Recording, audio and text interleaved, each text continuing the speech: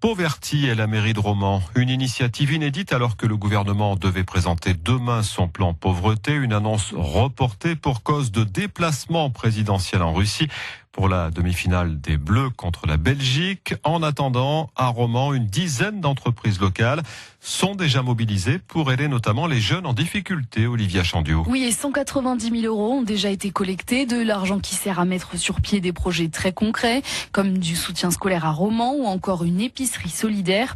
Une épicerie soutenue par l'IPRU de la ville, son directeur Gary Douard. Il se trouve qu'on a énormément de produits invendus dans nos magasins. Dans une grande surface, ça représente entre 0,5 et 2% de notre chiffre d'affaires. Il nous semblait judicieux de retraiter ces produits et de rendre service à de nombreuses familles qui en ont besoin. On a plutôt l'habitude de voir les associations lutter contre la pauvreté, alors quel est l'intérêt pour les entreprises?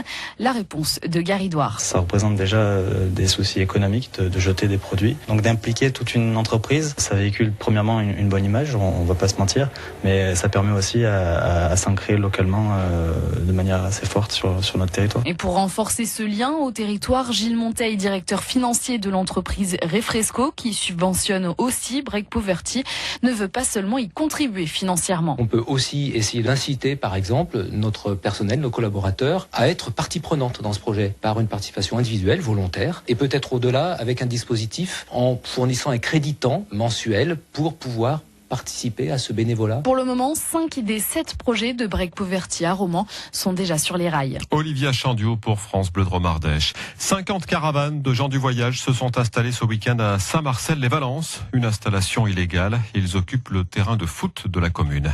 3 nouveaux studios d'animation emménagent à la cartoucherie à Bourg-les-Valences. L'arrivée de Oulala, Anderta et les